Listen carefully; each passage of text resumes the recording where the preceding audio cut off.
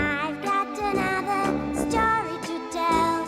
Yes, I've got another story to tell. Something I will tell to you.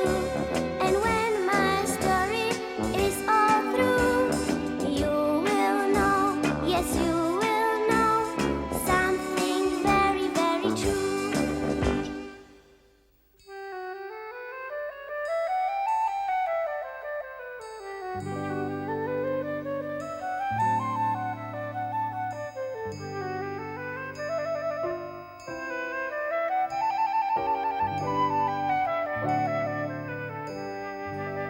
Ein kleiner gelber Vogel flog hoch in der Luft und hielt Ausschau nach einem Platz, wo er sein Nest bauen konnte.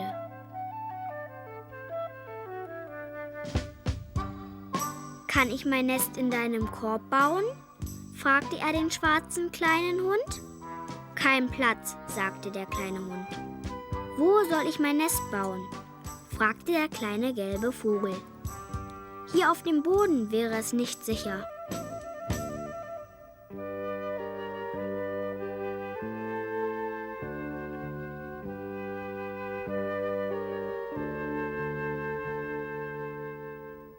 Er flog über einen Bauernhof.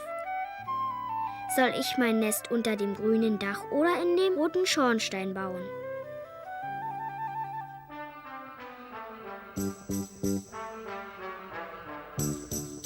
Die Bauersfrau trug einen roten Schal um den Kopf.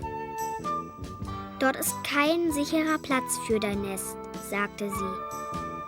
»Es gibt hier viele Katzen.«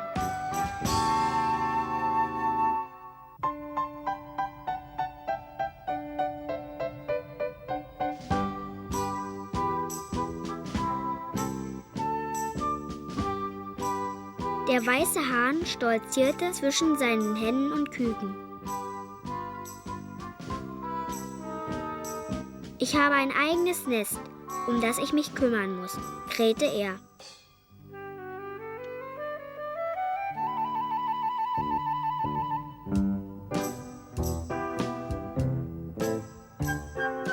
»Warum brauchst du ein Nest?«, fragte die schwarz-weiße Kuh den kleinen gelben Vogel. »Ich habe meine Kinder im Kuhstall.«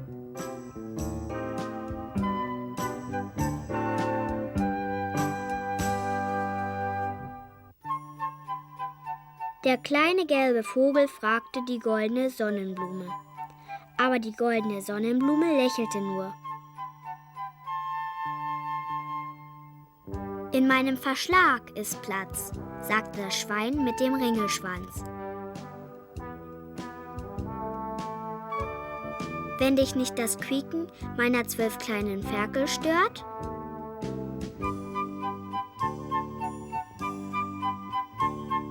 Der kleine gelbe Vogel sah eine Scheune voller Heu. »Das ist ein guter Ort, um mein Nest zu bauen«, sagte er. »Das Heu ist für meine Kühe«, sagte der rotgesichtige Bauer. »Deine Kinder wären in meiner Scheune nicht sicher, kleiner Vogel.«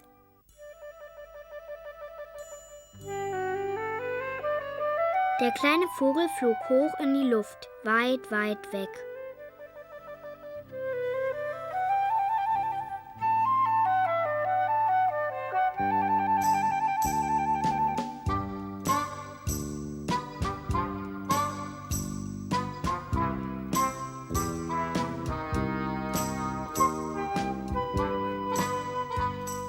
Und baute sein Nest an einem geheimen Ort, wo niemand es jemals finden wird.